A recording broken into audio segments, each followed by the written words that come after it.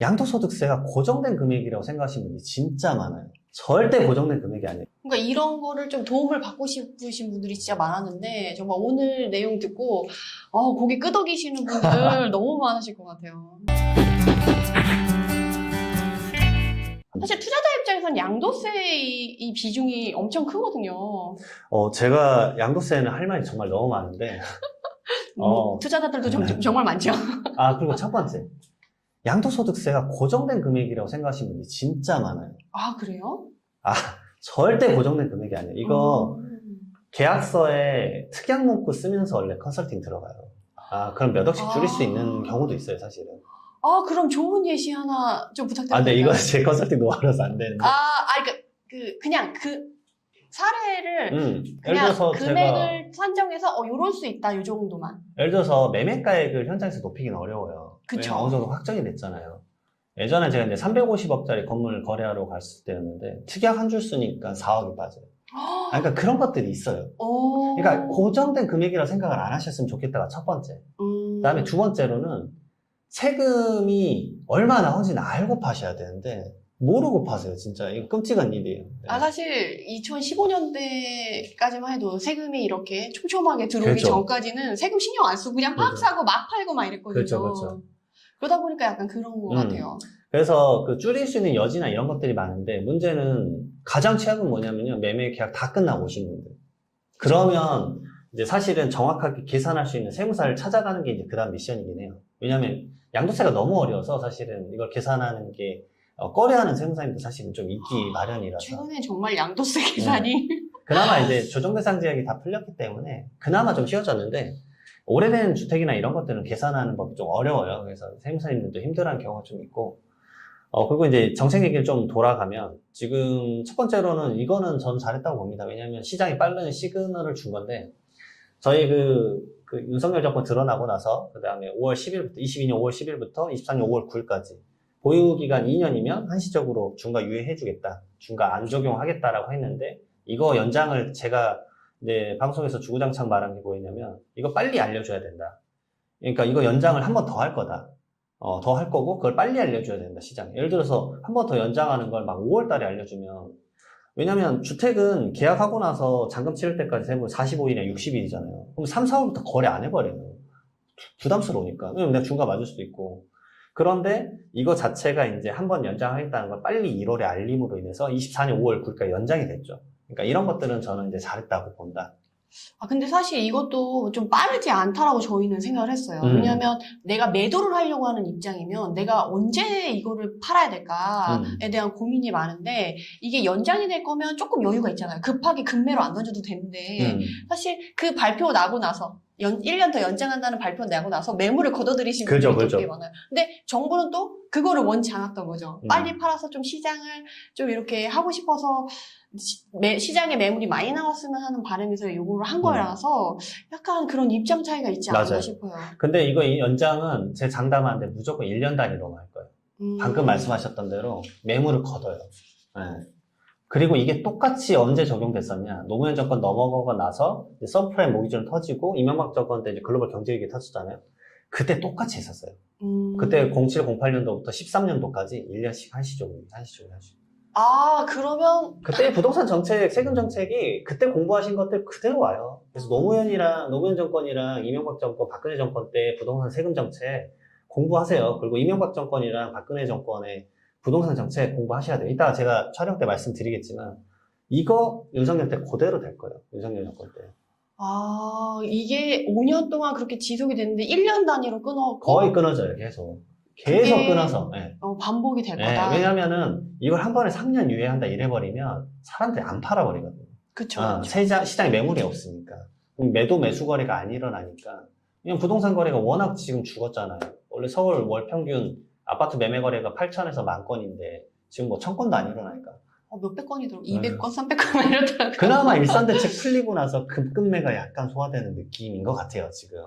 네, 시장을 저는 임장을 많이 다니거든요. 지역 임장을 많이 다니는데, 빨리 움직인 시장은 11월부터 조금 움직였고, 대부분 거의 1월 달부터 많이 움직이기 시작했더라고요. 일산 대책 딱 나오고 나서부터 제가 중개사님 연락들 받기 시작했어요. 왜냐면 제가 중개사님들이 연락을 많이 진짜 주세요. 업무 의뢰를 많이 맡기시니까.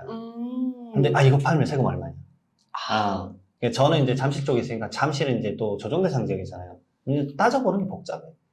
막 그 따져가지고 이제, 왜냐면 이게 팔았을 때 세금이 얼마인지 알아야 매도자도 가격을 얼마로 할 건지. 그때부터 전화가 좀 왔었어요. 그러면은 세무사님은 책상에 앉아서 전화만 받아도 분위기를 바로 아, 아실 수가 알 수 있겠네요. 있어요. 그래서 저는 이제 사실 조계사님들 좀 진짜 많이 있어요. 휴대폰에 이제 한 500명이 넘나 아무튼 그러거든요. 오, 500명. 그래서 진짜 시장 반응을 바로 알 수 있어요. 그리고 물어보세요. 저한테 이제 막 오히려 정책 이거 풀렸나요? 이거 어떻게 된 거죠? 막 이렇게 물어봐요. 조계사님도 이제 그때 허겁지겁 세금을 다 익힌 다음에 상담을 해야 되기 때문에. 그쵸. 네. 그거는 생업이시니까. 그러게 좀 많이 접촉을 하고 있어요. 시장 분위기 좀 빨리 느낄 수 있어요. 간접적으로. 그래서 양도세는 저희가 그러면 어떻게 생각을 하면 좋을까요? 그리고 이제 조정대상 지역 다 풀렸기 때문에 사실 뭐 강남 3구랑 그다음에 용산구 빼고는 중과세는 이제 역사는 뒤안길로 갔다.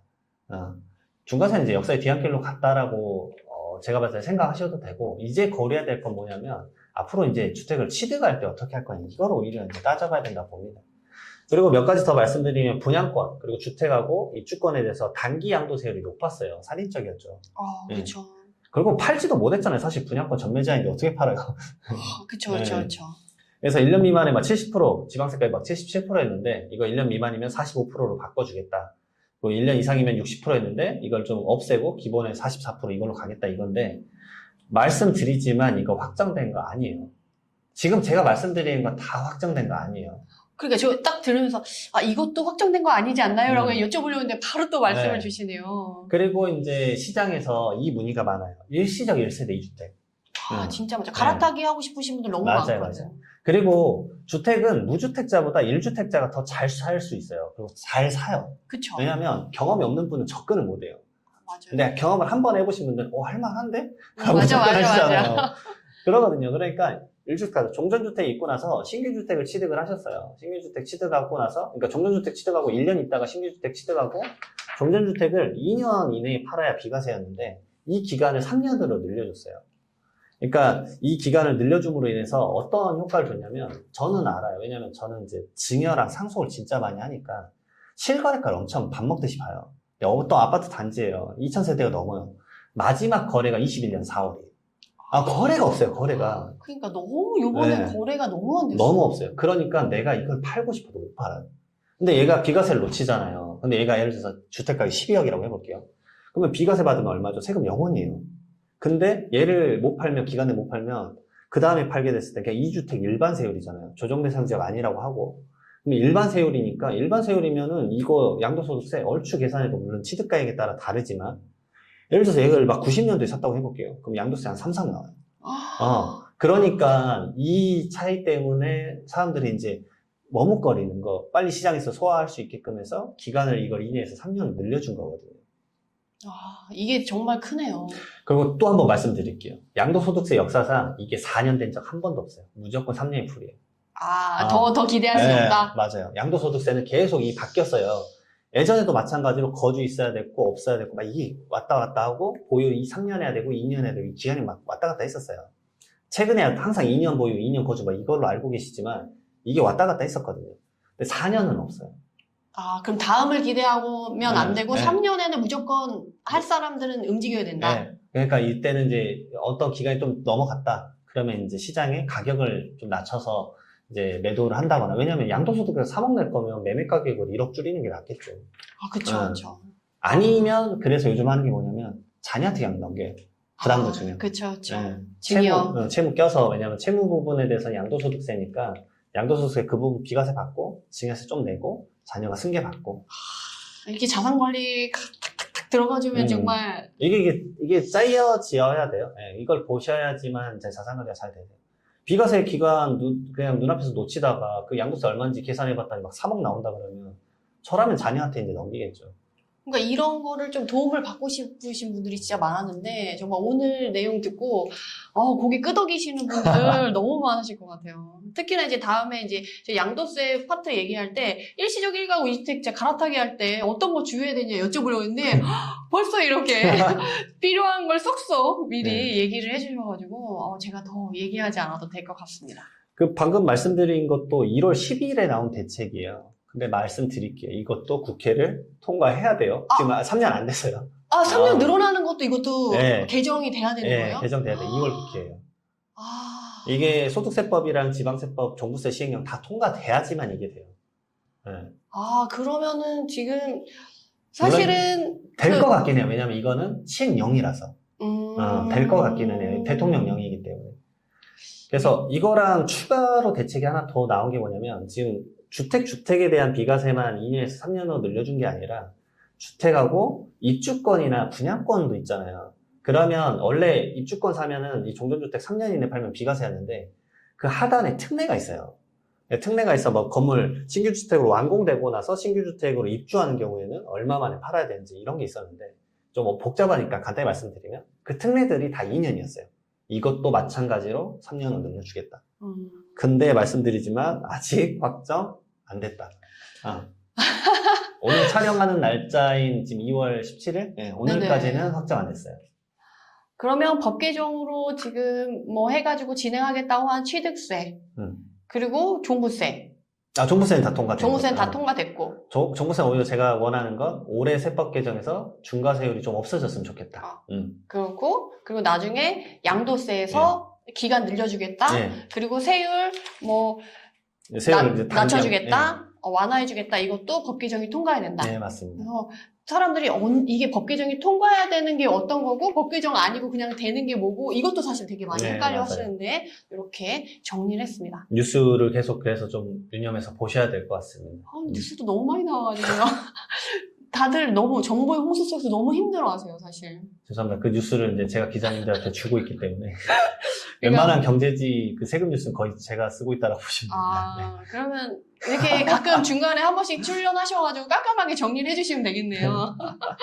그럼 영상을 이만 마치도록 하고요. 해당 영상이 도움이 되셨다면 구독, 좋아요로 응원 부탁드립니다. 감사합니다.